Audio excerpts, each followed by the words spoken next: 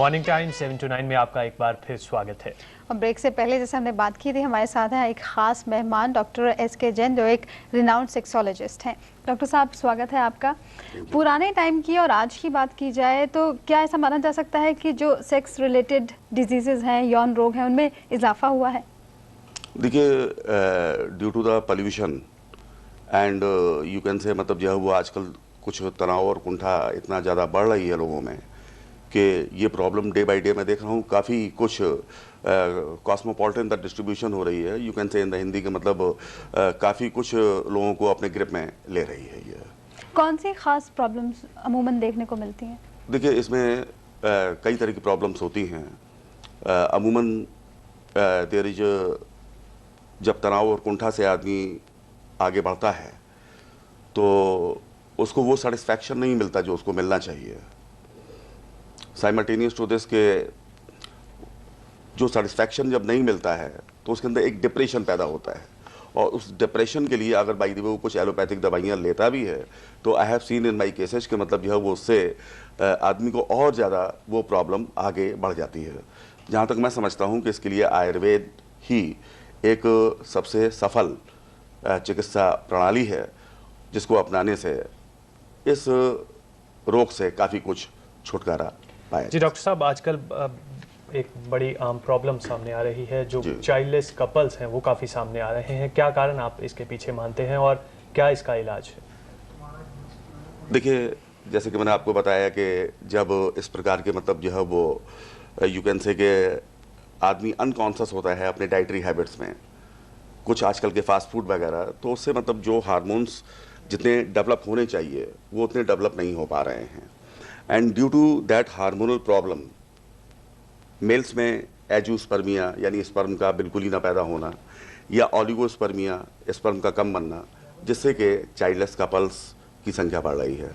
And simultaneous in the ladies, अगर by the way वो proper hormones उनके अंदर नहीं डेवलप कर रहे हैं तो उतना अच्छा ओव्यूलेशन नहीं होगा, और जब ओव्यूलेशन नहीं होगा तो इस प्रकार की प्रॉब्लम्स आना स्वाभाविक है। जी, आपने कारण बताए, क्या इसके इलाज हो सकते हैं? जो जैसे तो आपने एक बताया कि आयुर्वेदिक इलाज सबसे बेहतर है, और दूसरा घर में क्या क्या ऐसा कुछ डाइट या कुछ इस तरह की चीज़ें ली जा सकती हैं? बहुत अच्छी बात आपने पूछी है।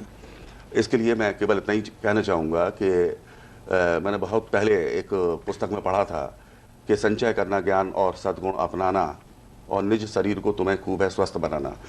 कहने का तात्पर्य ये है कि यदि आदमी थोड़ा सा व्यायाम मीन्स एक्सरसाइज, थोड़ा सा योगा, इनका कॉम्बिनेशन लेके चले और कुछ अपने नेचर की बताई हुई पद्धतियों का पालन करे तो खुद ब खुद 90% तो वो इन बीमारियों से पार हो जाता है। 10% में उसको अच्छे चिकित्सक के सलाह की आवश्यकता भी होती है, जहाँ पे यदि आयुर्वेद प्रणाली से चिकित्सक यदि योग्य है तो उसको वो पूरी तरीके से ट्रीट करता है और काफ़ी कुछ केस ठीक हो सकते हैं। डॉक्टर साहब, इस तरह की जो बीमारियां होती हैं, जो यौन रोग हैं, उसमें काफ़ी लोग खुल के भी बात नहीं कर पाते हैं, तो कई तरह की भ्रांतियां लोगों के मन में पैदा हो जाती हैं। आपके पास जिस तरह के मरीज आते हैं, क्या कोई ऐसी भ्रांतियां हैं जो ख़ास तौर पे आपको देखने में मिलती हैं, और किस तरह उन्हें दूर किया जा सकता है? देखिए मैडम, एक बात मैं आपको बताऊं कि जितनी भी सेक्सुअल प्रॉब्लम होती है उसमें 70% तो भ्रांतियाँ ही हैं। मसलन जैसे मैंने कुछ डॉक्टरों को, कुछ विद्वानों को कहते सुना है कि हैंड प्रैक्टिस नुकसानदायक नहीं है।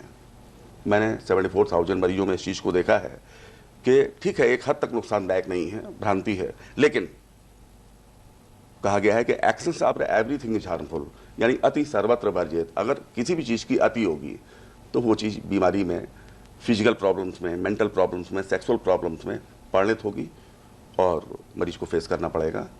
और यदि उसके लिए वो प्रॉपर एक्सरसाइज, योगा वगैरह करता है तो मैं जैसा पहले बता चुका हूँ 90% वो मेंटेन हो जाएगा अपने आप, उसको किसी की राय की, इलाज की जरूरत नहीं है। जी, आयु वर्ग क्या रहता है ऐसी बीमारियों का? जो वेरी फाइन क्वेश्चन। वैसे तो ये सभी आयु वर्गों में ये बीमारी पाई जाती है, लेकिन 35 साल के उम्र के बाद लोगों को इससे ज़्यादा रूबरू होना पड़ता है, प्रॉब्लम फेस करनी पड़ती है, और यदि वो इसके लिए जागरूक हैं तो इट कैन बी सॉल्व। ये महिलाओं पुरुषों का क्या कोई अनुपात रहता है इन बीमारियों को लेकर? जहाँ तक मैंने देखा है कि पुरुष इसमें ज़्यादा भागीदार होते हैं, महिलाएं कम होती हैं।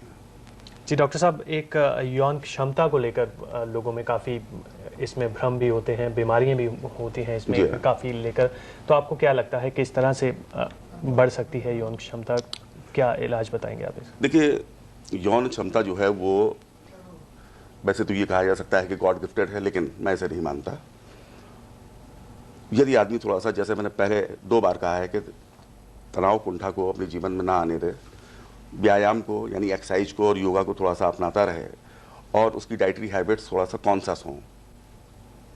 किस तरह से आपने ही मस्ट नॉट टेक द, मतलब जो फास्ट फूड, छोला भटूरा, खस्ता kachori pakori samosa this and that, तो मैं समझता हूँ कि मतलब जो है वो काफ़ी कुछ 90% तो वो अपने आप ही मेंटेन हो जाएगा और 10% में थोड़ा बहुत जो इसमें आयुर्वेदिक दवाइयाँ हैं, मैंने देखा है मरीजों में काफ़ी कारगर हैं, उनसे भी ठीक किया जा सकता है। जी आपने आहार की बात की, डाइट की बात की, क्या कुछ आप बता सकते हैं कि आप क्या डाइट में क्या कंटेंट रहने चाहिए? देखिए, जहाँ तक डाइट का सवाल है, मैंने आजकल देखा है कि मतलब जो है वो लोग तली फली चीज़ें ज़्यादा पसंद करते हैं, मसलन खस्ता कचौड़ी पकौड़ी समोसा, जैसे छोला भटूरा दिस एंड दैट।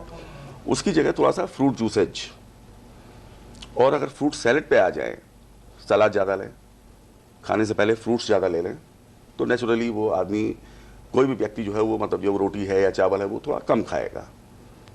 और उसके साथ में यदि वो सुबह एक्सरसाइज कर लेता है तो वो चीज़ नॉर्मल आ जाती है।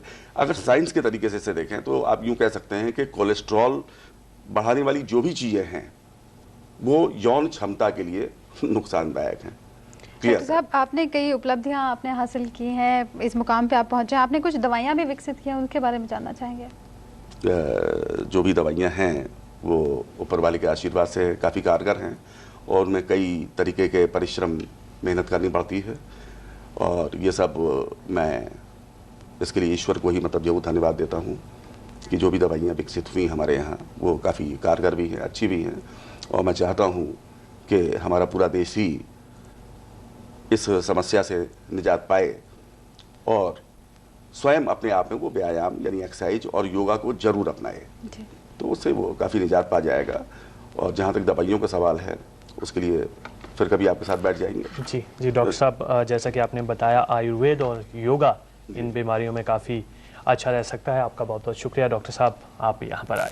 Thank you. और अगर आपके भी कोई सवाल हैं जो आप डॉक्टर जैन से पूछना चाहते हैं तो आप उन्हें ईमेल कर सकते हैं consultation@drskjain.sexologist.com पर, और वो ज़रूर आपके प्रश्नों के जवाब देंगे।